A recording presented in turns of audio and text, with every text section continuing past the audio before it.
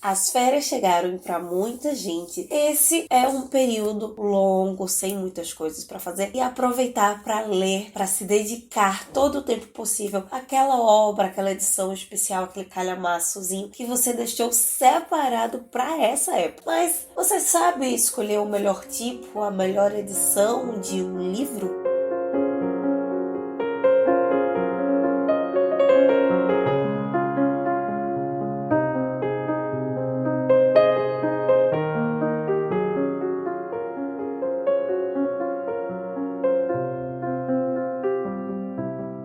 O que temos para hoje, Sanches e Dulcineias? Eu sou a Larissa Bertolino. Você está no canal Uma Garota Quixotesca, onde nós tratamos de literatura, sempre partindo de temáticas, pressupostos, ideias que advenham do nosso queridíssimo Dom Quixote de La Mancha. E mais especificamente, você se encontra nos nossos vlogs, mesmo sendo num período bem atípico. Mas só te lembrando que os próximos vídeos, os vídeos desse mês de julho, estarão saindo às segundas e quartas-feiras, às 7 horas da noite. E uma das perguntas que eu mais me deparo na vida, não é aqui no canal, tá? Exclusivamente, até o meu psicólogo já me perguntou qual a melhor versão, qual a melhor edição do Quixote para se ler. Eu posso até fazer um vídeo específico só sobre isso, só com esse recorte do Quixote. Mas acontece principalmente quando eu apresento algum clássico aqui, né? O Don Quixote, o Joyce, a Madame Bovary, porque se nos dobram, entre outros, especialmente na área de literatura espanhola, que é a minha formação. Então, por isso, eu vou te dar 5 dicas, então, principalmente nesse recorte de literatura estrangeira, para saber qual a melhor versão, qual é a melhor edição para aproveitarmos o máximo que pudermos desse livro. Só que nessa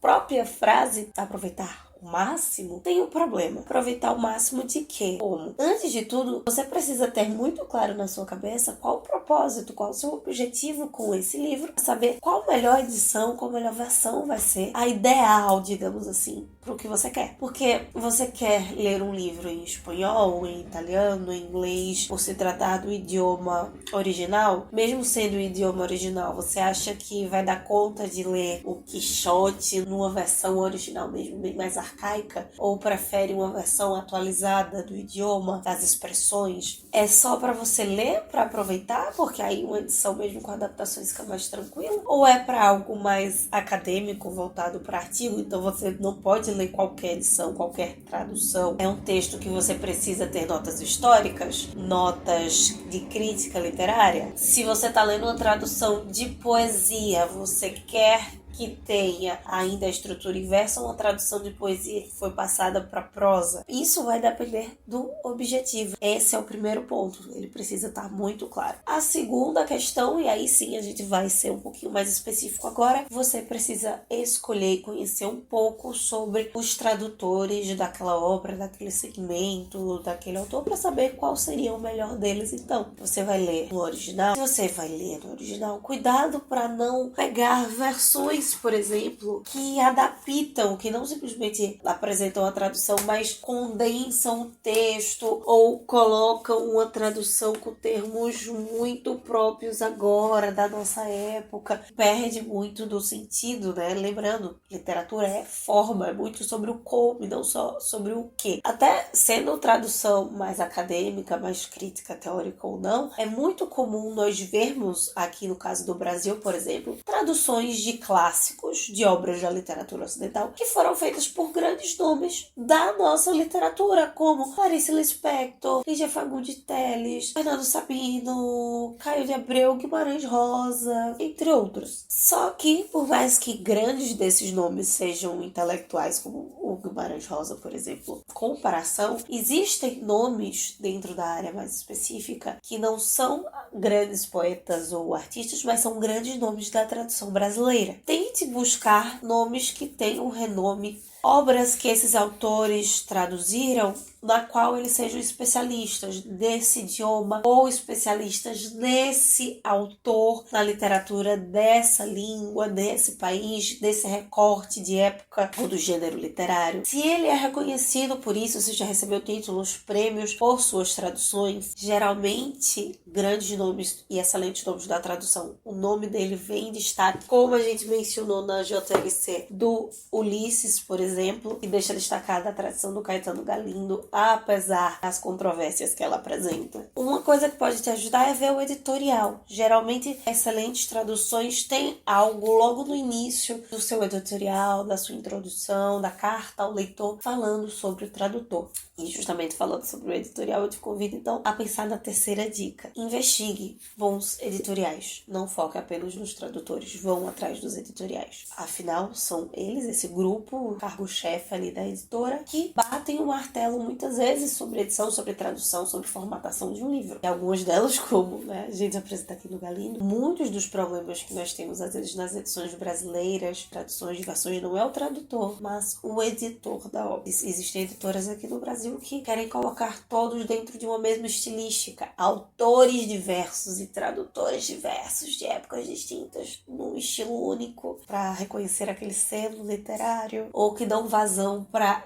ideias de interpretações de terceiros sobre a obra e acabam colocando muitos óculos, muitos filtros na nossa leitura sobre aquele texto durante o texto, trazendo vieses interpretativos mil. Quais seriam os melhores selos editoriais? Vá atrás disso. O nosso carro-chefe ultimamente tem sido literatura espanhola. Eu te digo, Fundo Econômico Mexicano, Cátedra, Tauro, são boas editoras. São grupos que têm um excelente editorial da tradução do espanhol ou de versões em espanhol. Em penúltimo lugar, principalmente se tratando dessas edições que tendem a adaptar. Cuidado, procure textos que estejam bem localizados no tempo e no espaço. Cuidado mesmo, porque eu não estou falando com isso necessariamente que você tenha sempre que se agarrar à última tradução do momento, a tradução mais recente possível desse ou daquele texto. Se a gente for usar texto bíblico, por exemplo, existe uma crítica muito grande em cima da NVI, da Nova Versão Internacional, e de outros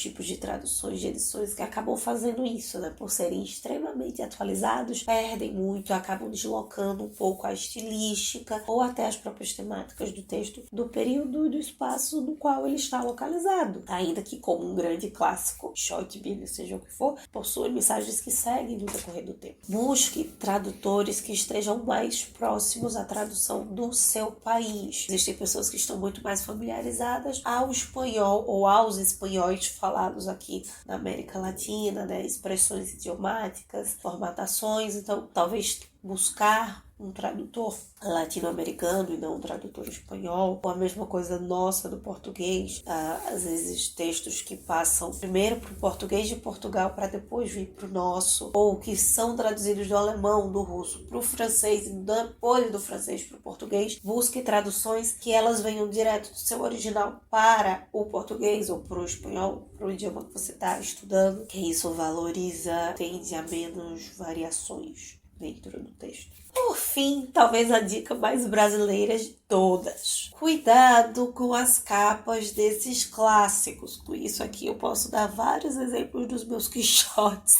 até mesmo do Madame Bovary, apesar de ser da mesma editora, as duas versões que eu tenho aqui, porque o nosso mercado latino-americano, especialmente o brasileiro, veste muito na estética, nas cores, nas imagens, do trabalho diagramático, fazer lindas edições de luxo, que não é o caso dessas duas, mas que às vezes deixam muito a desejar na tradução, na adaptação, na versão, nos textos de apoio da própria obra, nos textos de referências. Investir mais dinheiro numa questão estética. Enquanto que você encontra textos mais fininhos, capa moles, mais fracos no quesito papelaria, diagramação, e que dão um show no aspecto literário, teórico, do texto. Alguns deles reciclam traduções muito antigas e acaba se perdendo muita coisa ali no meio. A editora vender mais rápido, traduzem best-sellers, obras que estão saindo ali a troco de caixa num período muito curto, com tradutores extremamente baratos. Comum nessas edições mais volias a gente encontrar erros de diagramação, de digitação. Cuidado! Essas são as 5 dicas que eu passo para você hoje que podem te causar